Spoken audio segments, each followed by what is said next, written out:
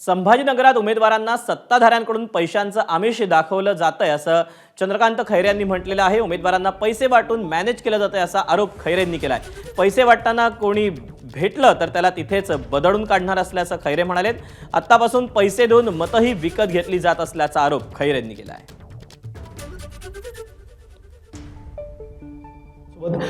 चंद्रकांत खैरे जी आहेत सर, शिवसेनेचं अस्तित्व कायम ठेवण्याचं आव्हान तुमच्यासमोर असणार आहे। शेवटचे 10 दिवस आहेत, उद्धव ठाकरेंची सभा देखील आयोजित करण्यात आली। शेवटचे 10 नाही, आता आपण 4-5 दिवस समजा इतके धावपळ झाली विचार नका।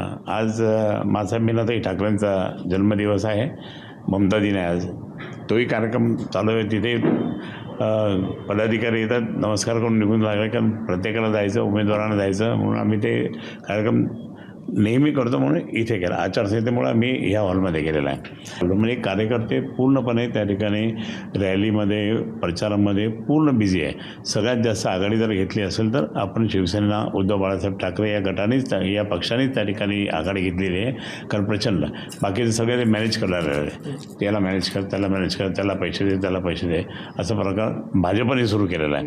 भाजपच्या अनेक लोकांनी त्या ठिकाणी अनेकांच्या घरी जाऊन पैसे द्यायला सुरुवात केलेली आहे आत्ताच। म्हणजे मी तर या ठिकाणी मला समोर कोणी भेटलं तर मी त्याला तिकडे बदलून काढेन, कोणी असेल तर। तुम्ही पैसे देऊन त्या ठिकाणी मतं घेता, जनाधार नाही आहे काँग्रेस को असं म्हणणारे तेच आज जनाधार विकतले ते बोलते, आज हेच जनाधार विकत घेऊ लागले भारतीय जनता पार्टी। खैरे साहेब, तुम्ही बघत असाल की शिवसेनेच्या फुटीनंतर महापालिकेची ही निवडणूक होते आहे। एकेकाळी तुमच्यासोबत राहिलेले सहकारी या ठिकाणी तुम्ही पाहिले असतील, हिंदुत्ववादी विरोधी तुम्ही वागताय, त्याच्यामुळे तुमच्या विरोधात रान पेटवा असे निर्देश जे आहेत त्यांनी कार्यकर्ते नाही ते हे काय हे पाहिलं का, हे जरा पहा बाबा, आम्ही हिंदुत्व विरोध असं हे रुद्राक्ष मला हे नसतात, हे गंध विंध नसते, हे कुठे गंध लावतात?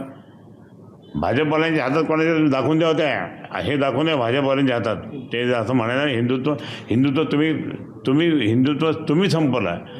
आज मुद्दाम त्या ठिकाणी जातीवातीमध्ये भांडणं करून ज्यावेळेस सत्ताधारी तुम्ही असाल, मी जर सत्ताधारी असेल तर मला सर्व समाज एकत्र पाहिजे, सर्व समाज, कारण मी जर सत्ताधारी आहे तर मग माझं काम आहे, हे कर्तव्य असतं आपलं राज्यकर्त्यांचं, पण तिथे त्याने करायला ते मुद्दाम त्याने हटकून भांडणं, दंगली घडवणे, त्याच्यामुळे मग भाजप कसा पुढे येईल हे सगळं प्रकार त्यांचं चाललेलं आहे। एबीपी माझा, उघडा डोळे बघा नीट।